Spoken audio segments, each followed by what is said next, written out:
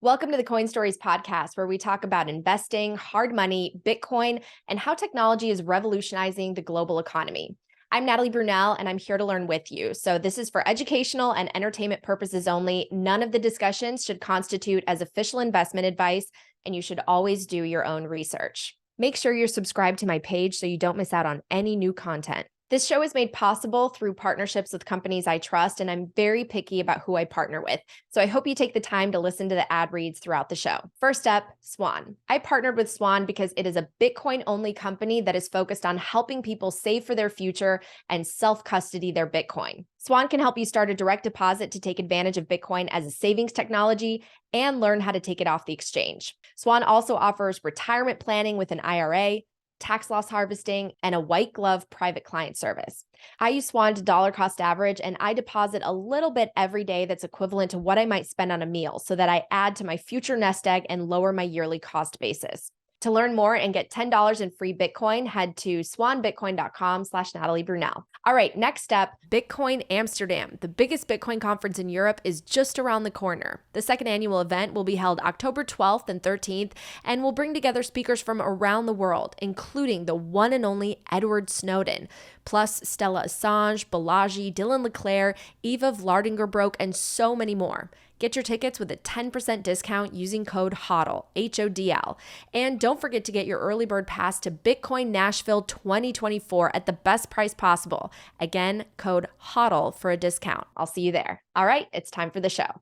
Welcome back to the show. Very excited to have again with me Danielle DiMartino Booth. She is the CEO and Chief Strategist for QI Research. She's also the author of Fed Up, Why the Federal Reserve is Bad for America. Danielle, so nice to see you again. Happy to be back with you, Natalie. Great to be here. Well, lots to talk about. But first, I was wondering if you can sort of set the scene for people who maybe haven't been following macro as closely this summer. And one of the reasons why I say that is because I don't know about you, but I follow macro very closely. I watch all your interviews and a lot of the other analysts. And I've been feeling a little bit of the fatigue of the question, when recession, when pivot? So I wanted to just kind of break things down, starting with where we're at right now, because one thing I know you talk about a lot is the difference between what happened with monetary policy and putting the brakes on bank lending and trying to, draw down the balance sheet, while the federal government is spending more than ever before. Deficit spending is reaching highs. We're basically as if this country is in wartime. That's how much money we're spending in addition to our interest expenses. So the fiscal side just keeps pouring in. The spigot's totally open. So Danielle, set the stage for us. Where are we at in terms of macro right now? So there was this kind of summer lull. There was this little honeymoon that the markets went on, macro went on, when the debt ceiling was resolved and the world didn't end. And so, we really did see this kind of injection of optimism into the markets in May and June and going into July. And a lot of that was true. I mean, if you follow like the Conference Board or University of Michigan, I mean, consumer confidence went up. People started to feel better. They're like, oh gosh, the government's not going to end the world. It's not Armageddon. So there was this real lull. And I think people thought to themselves, that's it. There's no more talk of recession. And it looks like Silicon Valley is finished. It looks like we're not going to have any more banks blowing up. So everything got calm. And then came the end of July, August. And what we're seeing right now is kind of a double topping out in the broad stock market. We're seeing a double topping out in the home building sector. That's in the crosshairs once again, because we now have the 30 rate fixed mortgage north of 7%. And we're also seeing the fiscal impulse start to come down a little bit. And what that is there was initially the Biden's infrastructure bill. So we've seen this big surge in building of anything green that goes into the ground, highways, bridges, tunnels, what have you, as long as they're green with unionized workers, which means as long as the government's investing poorly, then we can move forward, because they always overpay. But that infrastructure spending hit with a lag. Now we're starting to get a second wave of green spending, ESG, DEI, but there's a backlash against it. And so not all companies are taking what Washington's trying to hand out with the Inflation Reduction Act. And so that's going to be the next wave. The other thing that happened over the last few months is that IRS Commissioner Danny Werfel really, I think somewhere between Kevin O'Leary and Ty Burrell, I think it was just humiliating enough that the commercials were running every 15 minutes trying to sell a program that really should be exhausted, the employee retention credit. And so in just the month of August, he's really clamped down on the amount of money. If you can imagine, for the month of July, $30 billion went basically to high net worth people, most of whom are defrauding the system this late in the game, right? It was a program that was started in March of 2020 for companies who wanted to keep their workers employed because of a disruption because of the pandemic. We're well past that. From PPP. Yeah, separate from PPP. Separate from PPP. And you're not supposed to be able to double dip. And yet so many people are being told that they are. So, but anyways, so July, we saw an all-time record, $30 billion. Everybody's at the Champs-Élysées and their international shopping, and they're putting everybody in first class and the recipients. And now we're closer to 15 billion for the month of August. And the commissioner, the IRS commissioner, I can't believe I'm singing the praises of a bureaucrat, but he says that he's largely cleaned out the backlog and that he's totally clamping down. He's looking to extend the audit period from 3 years to 10 years. And I'm like, go for it. Take as long as you want to get everybody who willingly and knowingly defrauded the system, get the money back. Give it back to the U.S. taxpayers because it was handed out unlawfully. And he's also saying that he's in the process of asking Congress to pull the plug early on this program. But it was this confluence event. Mortgage rates up, home equity lending down. A lot of millennials are like, wait a minute, I've got money in the house. I can pull it out. Not for 9 or 10%. You can't. So, And then Uncle Sam's giving less money directly to people. And on top of that, the bankruptcy cycle picked back up in earnest. It was like we turned the corner to August and all of a sudden you've got all these companies going. And there's the threat right now of Rite Aid and WeWork. These are big companies that right now are on the cusp of restructuring on top of yellow trucking. So, and we've had the layoff cycle pick back up in August. So there are so many factors right now that we're kind of on mute in hibernation after Memorial Day. And it seems like they're coming roaring back. And on top of that, we've got student loan repayments on October the 1st. So a lot of things are happening at once, but they're not consumption friendly. And our GDP is 70% consumption. Right. And I know that you've mentioned on another show, a lot of people probably not going to start repaying those loans. A lot of people simply can't.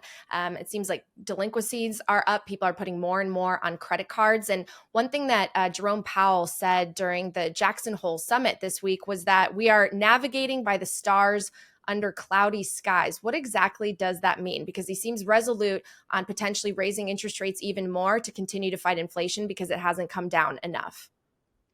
So I think what he's trying to say is we're data dependent every single month of the year. So just because maybe September the 20th is off the table, don't assume because we can't navigate. The sky's still cloudy. Don't assume that just because, let's say we pause again in September, that we're not going to jump back in with another rate hike in November. We're purely data dependent. So don't try and read a narrative in. Don't assume that this big, huge Fed pivot, this Powell pivot, is once again upon us because he's not seeing the gauges of inflation that he follows coming down quickly enough. Now, I get lots of pushback for many reasons on Twitter, but I call them the inflationistas. They have a real supply-demand obstacle. They don't get it. I'm like 1.2 million apartments have come online in the last 3 years. 1 million apartments are coming online between now and 2025. For rental? The Airbnb jocks for rental. I'm like, the Airbnb jocks are one by one realizing that they're not cash flow positive on a weekly basis. So you're seeing the Airbnb jocks who used to gather in South Beach and brag about how many units they had. You're seeing these units start to come on. Single family, multiplex units start to come on to be sold. So there is no direction for 40% of the inflation input that's that's not going to be pressured going forward. And that's twice, shelter's twice the weight of healthcare. Food is twice the weight of gasoline prices. So what people don't want to accept is if you have bankruptcies running at the fastest pace since 2010, that means that people have gone from having an income to no income. And that is de facto deflationary. So we've got a lot of people with roommates. A lot of people move back in with their parents. No choice of their own. Well, let me ask you, because we were talking about those two dials, right? The fiscal side, the monetary side. With the federal government spending so much, doesn't that put an upward pressure on inflation? It should, but we have to remember that it's not in the same form that it's been in. One of the reasons we've had continued pressure is because of the form that the employee retention credit took, which is identical to post-pandemic stimulus. It's directly deposited cash. Directly deposited cash is spent. Ford Motor Company taking out a $9.8 billion loan to build electric vehicle plants with unionized workers. That's not directly depositing money into people's accounts. Right. That is a slower, more pork belly form of trickle down into the economy. It does not ignite inflation the way you do when you completely bypass the banking system, when you're not giving out loans to companies who are then going to hire people. By the way, Ford is firing people, more people than it's hiring for the electric vehicle initiative. But it's not the same transmission mechanism. I mean, that's what people don't appreciate. If Uncle Sam's not giving people money into their checking accounts, it's not going to have the same inflationary impulse, the same inflationary impact. It doesn't matter that we're running wartime deficits. And people ask me with the most frequency, well, if we're in recession in 2024, Danielle, and it finally gets here, isn't there going to be big stimulus spending? And I'm like, not until the Freedom Caucus doesn't have a say anymore. Because the people on the far right were so humiliated by no true entitlement reform coming out of the debt ceiling resolution, that they're in it to win it, and they've got their eye on November of 2024. So in terms of any kind of fresh programming that is inflationary, my stock answer is look for that. If there's a blue wave on election day, November of 2024, look for that money to start pumping into the economy first or second quarter of 2025, when I'm looking for a place in Italy. Well, I'm not waiting around for socialism. I'm not waiting around for more of this stimulus directly to the people. Let's have inflation go haywire. That's not the country I live in. And I'm not staying here if that's the direction we're going to take. But don't you think if we do hit that recession, they're going to need to up deficit spending? I mean, usually that's when we spend more, right, to get us out of the recession and to stimulate. So what do you think will actually happen on the monetary and the fiscal side? Well, it's hard to say, because Jay Powell has said, even if we start to lower interest rates next year, I'm still going to keep rolling the balance sheet down. And if he's rolling the balance sheet down, that means he's not monetizing whatever debt is being created. And that's a big asterisk. That's not a ... That's a big, huge asterisk. If the Fed's not going to buy what the government is selling, then the ease of sending all this money to the people is just not going to be there. And we're on track, if he just stays where he is, for the government's interest expenses alone, right, to be like this. It's kind of a big snowball effect. Every day that he doesn't take interest rates down to zero, forget about 25 basis points here or there, the US government is the one that really is going to be spending a lot more out of pocket just to service the debt. I was kind of curious. I don't see Jerome Powell criticizing the federal government for spending as much as it does. And I know that they're supposed to be separate, but I recall reading that back in the 80s, Paul Volcker did criticize Congress and deficit spending. So why isn't Jerome Powell going there saying, if we really want inflation down, you have to stop spending so much? Well, and he should, but what he says instead, Natalie, is he just threads the needle. He's like, it's not the Federal Reserve's place to deal with climate change. That's all up to you fiscal authorities, you who come in and against the law at ESG and DEI incentives after what's been legislated has been legislated and the law passed. Then they go and massage it and change it for their own uses. He has said that the debt ceiling was problematic. He has said, he's been very forthcoming in saying, we've got too much debt. Mm-hmm. But actions speak louder than words. If he stands the line, holds the line, and refuses to monetize what's being legislated, as far as I'm concerned, he's doing just as good of a job as Volcker did. It's time for a quick break to hear these messages from my partners. Fold is the best Bitcoin rewards debit card and shopping app in the world. You can earn Bitcoin on everything you purchase, from Amazon to groceries to your Bitcoin conference tickets, with Fold's Bitcoin cashback debit card. And you can win free Satoshis every day, or even play for a whole Bitcoin by spinning the rewards wheel. You can also buy Bitcoin and stack sats directly on Fold and earn even more incentives and rewards. This is a great app to get someone totally new into Bitcoin, and way better than earning airline miles or hotel points. Head to foldapp.com/Natalie, and if you use my link, you'll get up to 10,000 sats when you sign up for Spin or Spin Plus and spend at least $20 on the card. I'm so excited to share that I have partnered with Coinkite, and we are committed to making sure everyone has the information they need to safely self-custody their Bitcoin. Coinkite produces the ColdCard wallet, which is the cold storage device I am switching to for safekeeping my Bitcoin. It is Bitcoin only. You can verify the source code. It's ultra secure. And as I'm learning, it's easy to use even if you're a beginner.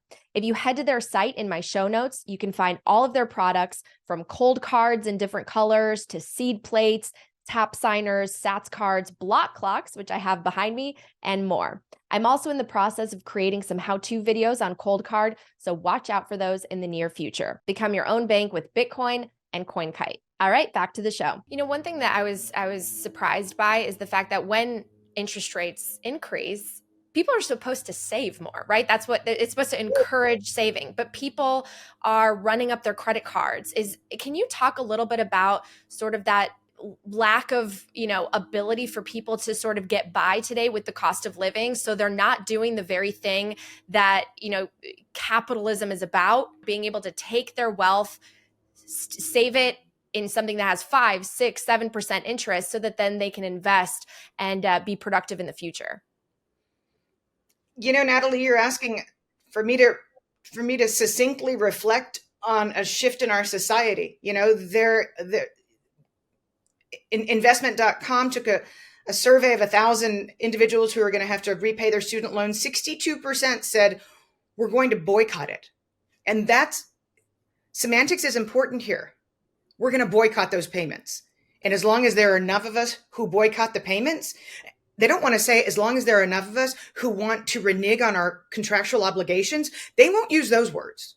Mm-hmm. They said because they were told that they had to go to school and get these worthless degrees. And it was society that pushed them in that direction. And therefore, they should be able to boycott something that they're contractually obligated to pay. And by the way, they're going to keep running up their credit card debt as well, because if there's too much of that, they'll just stop paying it too. And it's a bizarre mindset. But I will, to the credit of a lot of people who are disenfranchised right now, when the government was throwing money at them when they were maybe a junior or a senior in college, but they had to move home with mom and dad and finish college online, but the government's still throwing money at them and stimulus checks.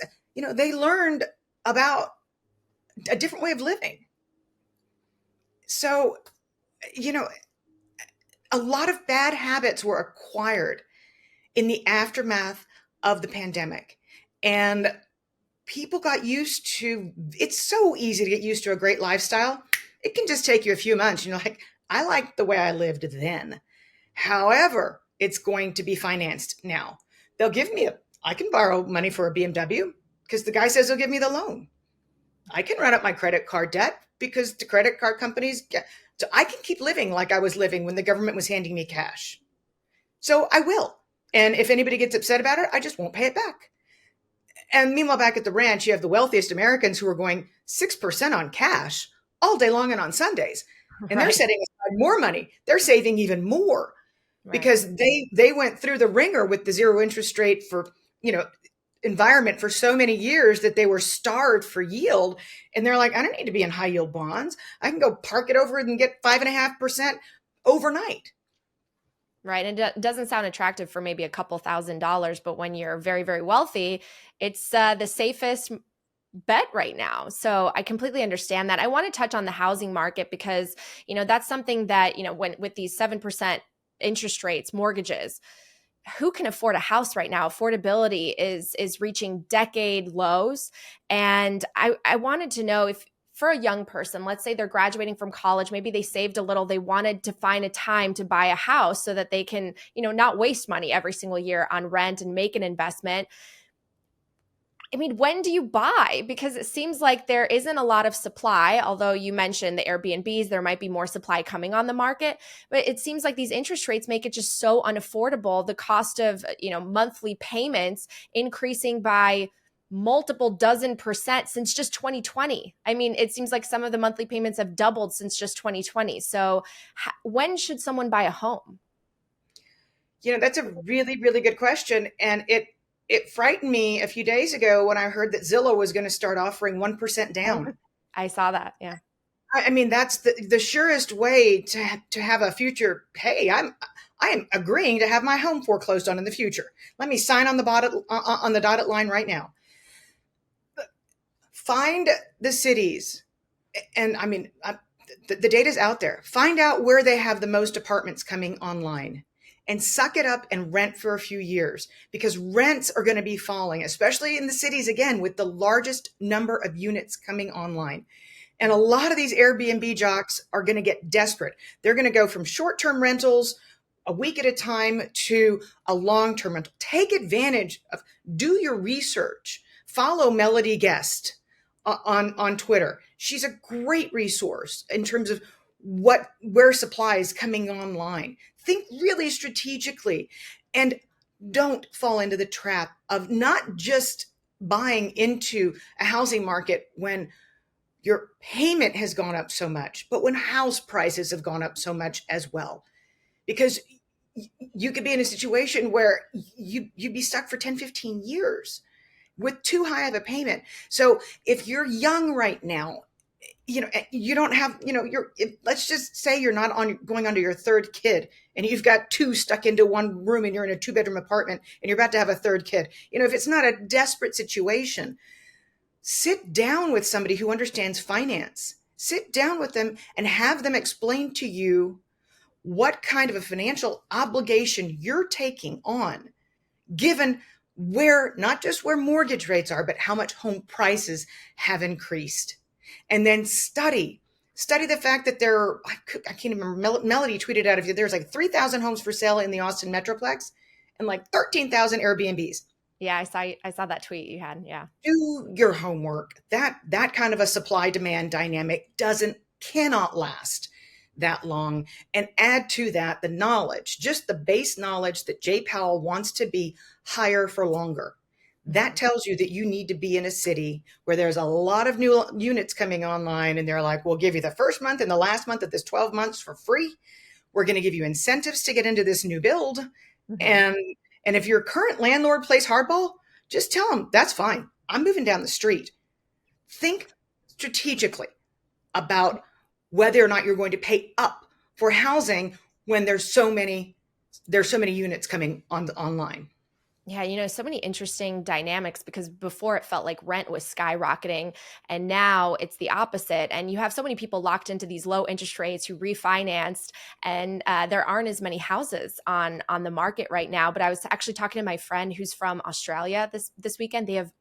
Everybody has variable rates. So it's a real struggle over there. A lot of people so fortunate they were able to lock it in and they just have decades. And so why would they move right now? One thing I wanted to ask you about as well before we start to wrap up is the BRICS summit was happening around the same time as Jackson Hole. You have all these countries coming together, basically saying they might not purchase our treasuries and lend to us down the road. And I know that the dollar is still so entrenched in the global financial system, but you do see these moves happening. What's your take on that? Do you think that the dollar, I mean, people have been talking about de-dollarization for a couple of decades now, and I don't want to be a doomer, but do you think that this is the way that things are headed and that we should be a little bit concerned about BRICS? I think that for the same reason, my sophomore in high school is taking Chinese 3 right now. She's taking Mandarin 3, and good for her. I think the same reason that long term I've been concerned about the wherewithal of a future where the greenback is not the reserve currency. I think you have to be cognizant and appreciative of the fact that the British pound sterling was around for 100 years and then it wasn't. So the fact that the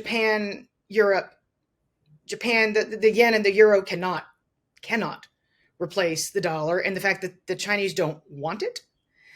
So, understand that if there was somebody if there was a country right now that could replace the dollar, that there is enough will to make that happen. By the same token, be realistic about the fact that we just had record dollar transactions through the SWIFT program. Mm-hmm. So the reality is simply not there. But again, people are always like, oh, she's such a dollar bull. And I'm like, then why does my daughter take Mandarin? It's not that. You have to understand what's potentially down the road. But China's at a 40-year low in its growth. If China had the money to bail out the rest of the world, it would. If Russia was not in a severe recession, the R in BRICS would be problematic. And the Brazilian central bank is lowering interest rates now, mm-hmm. as opposed to there's the B. And India can't fix its political house. We sure do wish that it could, because then it could buy a lot of concrete, steel, copper, build out the infrastructure, because they've got the young demographic and the Indian dream is alive and well. But until I can't name 5 things, then I think we should be practical about the dollar's role. Completely understood. I mean, everything you mentioned, though, it just kind of does allude to the fact that globally economies are weakening, including ours. We're decelerating, possibly into that official recession. I'm very surprised that, we're still able to kind of tick up in terms of GDP expectations and all of that. But what does a recession look like with the amount of debt that we have, with all of these lagging indicators that could catch up sort of, gradually then suddenly? What does a recession look like for the average person, and what will the government's response potentially be?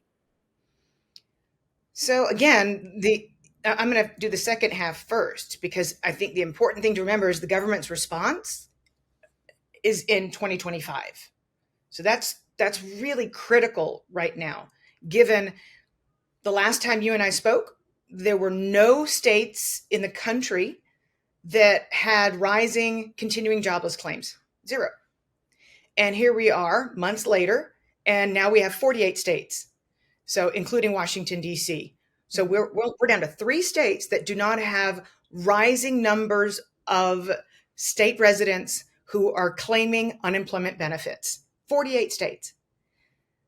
So we're a matter of a few weeks away from that being all 51. Mm-hmm. And that means that you're going to know somebody. It's not going to be 6 or 7 degrees of separation. It's not going to be, gee, I heard those 3 North Carolina furniture plants closed yesterday and put the notice out that they were not going to be reopening, and that everybody working from home need not. And I mean, and that's the thing, is when we see companies closing, a lot of them aren't going into restructuring. A lot of them are going straight to liquidation. Right. So those jobs are lost. But it's not going to be that I know somebody in North Carolina who knows somebody at that furniture plant who lost their job. When it's all 51 states, including DC, then it's not going to be 6 degrees of separation. It'll be 2 or 3. And I think once there's a public awareness, and once you see the Department of Labor figure out how to make a model. I mean, the week that Yellow Trucking went out of business, initial unemployment claims in the state of Kansas went down. Down, yeah. I'm like, okay, wait. Overland, Kansas headquarters, and they went down. So there's something really hinky in Washington, D.C. Right. Mm-hmm. People from overseas are like, are you starting to think that American statisticians and American data agencies might be even worse than the Chinese? And I'm like, well, they're going for it. So, but I think when we do see it, it's going to be a shock, an unemployment rate shock. It's time for another quick break to hear these messages from my partners. Next up, I want to share with you about CrowdHealth, which is a Bitcoin alternative to health insurance. Health insurance costs are sky high today. You send your money every month to a massive corporation and you never see it again, even if you don't get sick. But if you do need care, you end up having to pay even more out of pocket. Now enter CrowdHealth. CrowdHealth is all about gathering a community of Bitcoiners, and the community crowdfunds everyone's healthcare, so you no longer have to pay fiat health insurance companies. And if something happens to you and you need medical care, CrowdHealth negotiates down the medical bill lower than what insurance would be, and the community will help fund it. And in turn, you help cover other community members' needs, which is so rewarding. For more information, you can head to joincrowdhealth.com/Natalie and use promo code Natalie for a discount. I am so excited to share that I have joined Orange Pill app as an advisor. If you haven't downloaded this app yet, you are missing out on connecting with Bitcoiners in your area. The Orange Pill app is building the social layer for Bitcoin and helping to create opportunities for in-person connections and community building. You can create a profile and you will see lots of familiar faces there. And then you can search for Bitcoiners or Bitcoin events based on your location. I am geotagged in my home base, St. Louis, and I'm super grateful because the Orange Pill app has helped connect me with Bitcoiners in my new city. So come join us, download the Orange Pill app and head to theorangepillapp.com for more information. Well, as far as what the recession will look like, though, I mean, the last one I think that was severe that many people watching this might remember is 2008. So how will it compare to that? Because the government's response to that, obviously monetizing the debt, trying to get everyone back to work. And you mentioned earlier how it probably will be different depending on the political party. Although I think that even Republicans will want to spend in order to save the people in their constituencies. So what will that look like for people? So let's contextualize what 2008, 2009, what that fiscal response looked like to the Great Recession. It's called the Great Recession, to the Great Financial Crisis.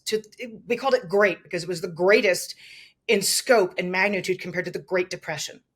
So in that instance, in that experience, government spending was about 4.2% of GDP, 3.94% of GDP total. From the CARES Act through the 12 months that followed, GDP of 42.3% was spent and fully monetized after the pandemic.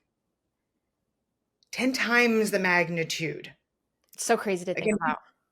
We've never done anything like we did after the pandemic. And I put it out there a few weeks ago, and my buddies on the sell side will say, you know what, Danielle, we think you're right, but we can't really say it because we can't, we're on the sell side. But I'm like, don't you think that maybe the real recovery and expansion started in June of 2009 and that we're still there, and that having a 2-month flash recession followed by 10 times the stimulus that followed the great financial crisis, don't you think that that qualifies us to say that we're still in the same economic expansion? It was just turbocharged to last a lot longer than anything we could have envisioned. Because going into the Great Recession, going into 2008, 2009, we had the longest expansion in 120 months. We're at 170, almost 171 months right now. What did it take? 10 times the stimulus of the Great Financial Crisis. 10 times.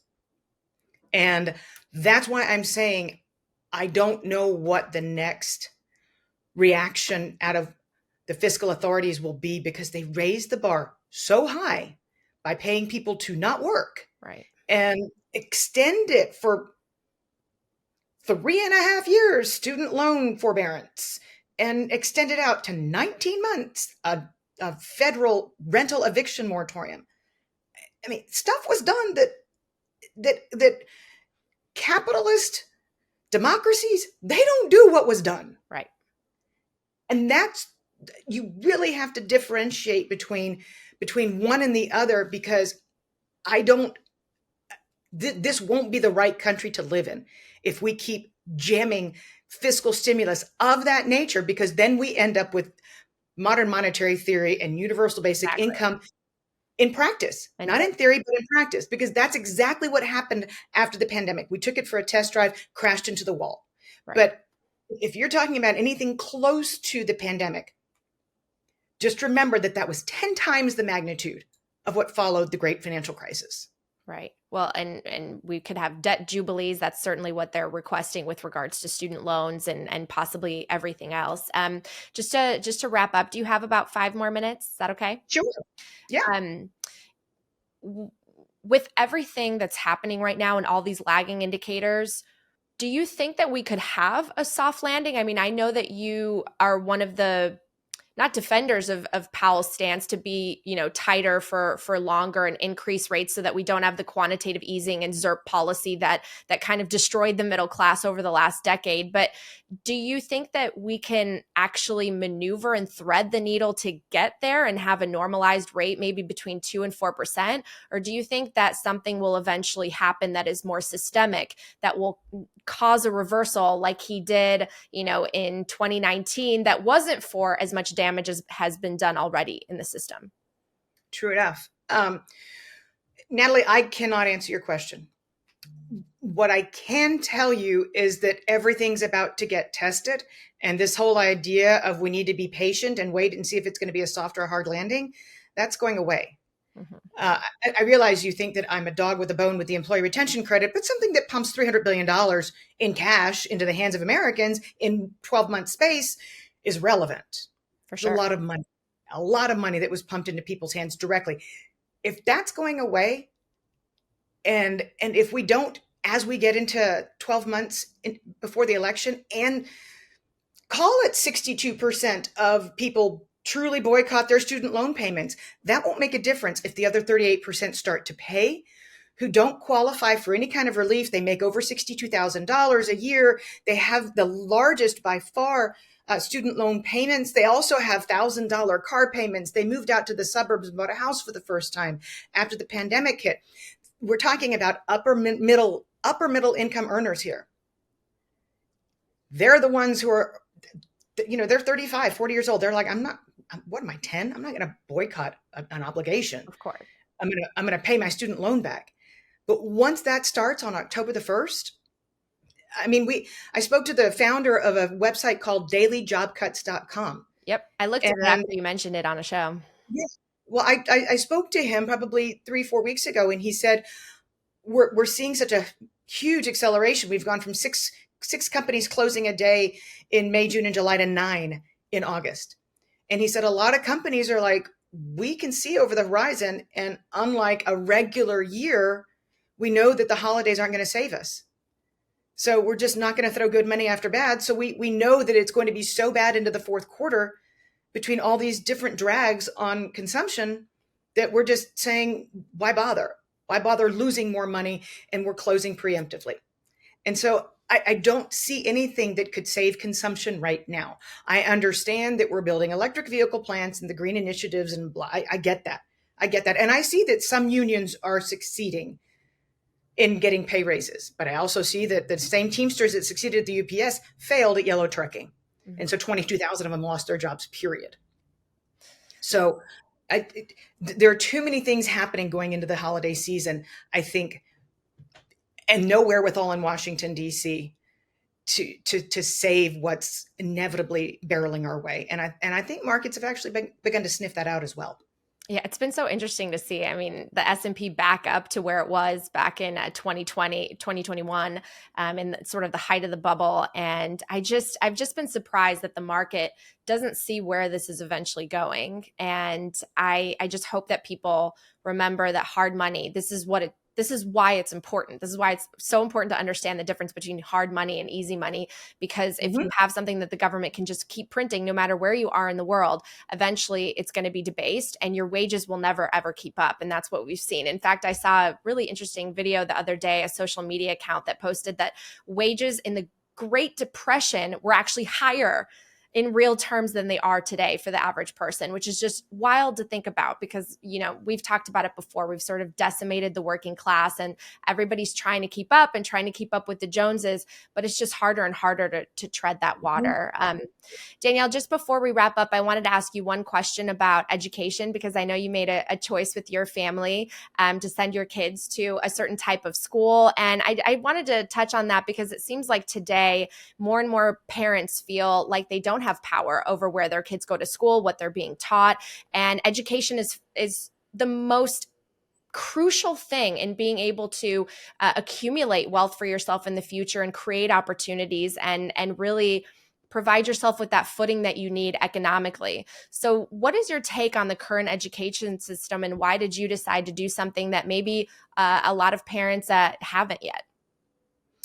Well, so part of why I'm filming here in Culver, Indiana is because my children are third generation at this particular military academy. But more to the point, understanding that no school is perfect, no environment's perfect. There is no nirvana.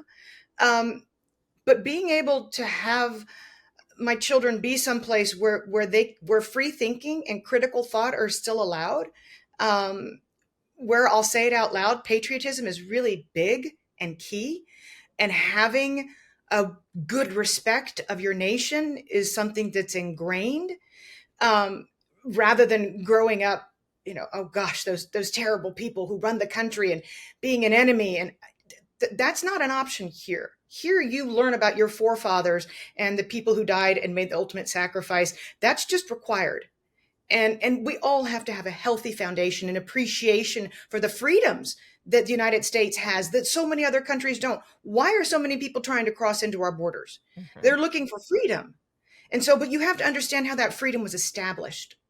And that's something that is not lost on some place in the Midwest, with values, with the flag high and fly, with standing up, with removing your hat, all of that.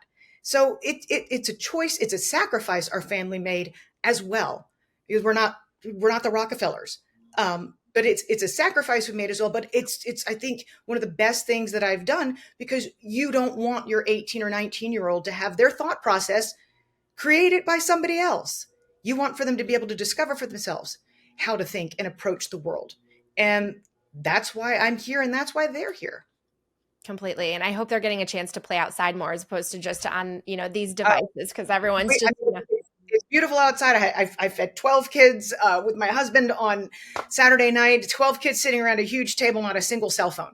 Great. I love it. I love it. I mean, it's honestly one of the reasons why I moved back to the Midwest. It just seemed a little bit more wholesome and community oriented and family oriented. And I wanted this idea of people that actually talk and engage with the other, their neighbors and their children, as opposed to just sitting on their phones, which you see at so many restaurants, especially when you go to the big cities. So Danielle, it's always such a pleasure to talk to you. Thank you so much.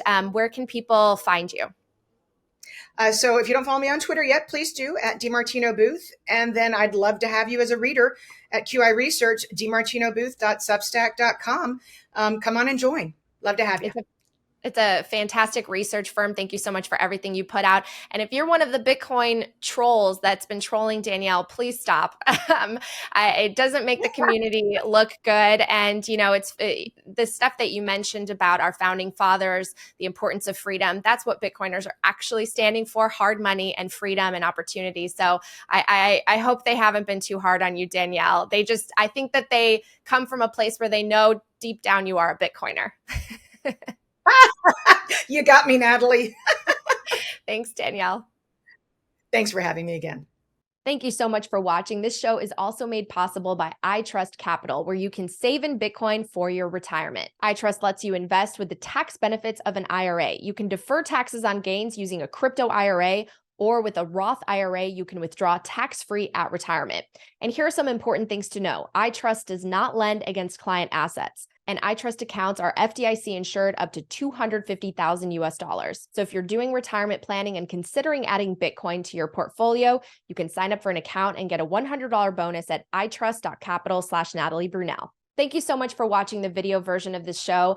I really want to hear from you. If you have suggestions or guest recommendations, you can email me at natalie@talkingbitcoin.com. Please subscribe if you want more content, and I'll see you next time.